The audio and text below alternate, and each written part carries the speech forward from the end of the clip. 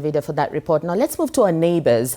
Amnesty International has accused Sudan's Rapid Support Forces, RSF, of committing crimes against humanity and ethnic cleansing during their campaign in Fasher, North Darfur. The report says that from 2024, RSF banned villages and displaced camps, then besieged Fasher for a year, cutting off food and aid. When the city fell in October 2025, civilians fleeing were executed, tortured or killed inside the city. Amnesty concludes RSF committed war crimes including murder, torture, rape, and extermination, and is calling for an immediate ceasefire, deployment of an international protection force, and a halt to arms supplies to all parties in Sudan. The African Union itself established a high-level panel led by former South African President Thabo Mbeki. An arms embargo was imposed, which is still in place as we speak today, although it's not fully enforced. They did it then in 2003. They can do it now, and that's what we are asking them to do. The report that we launched today also has very specific recommendations regarding the protection of children. As the speakers before me have indicated, children have not been a collateral damage to this conflict.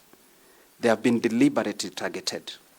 And in this context, child protection must be supported at every level of the response to this conflict, including through adequately funding child-focused services.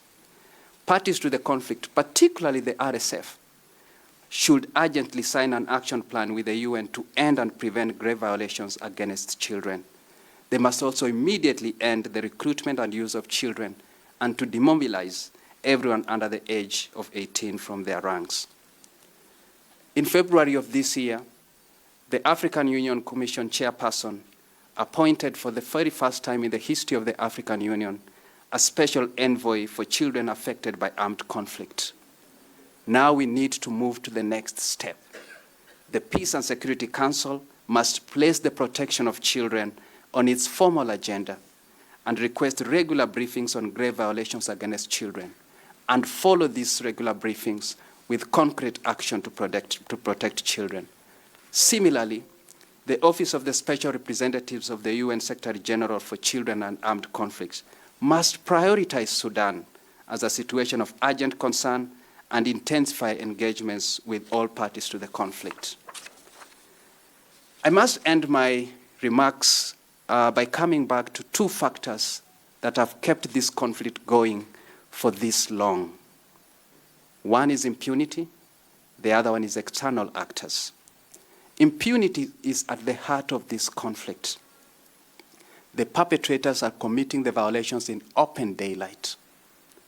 The perpetrators are recording their violations and sharing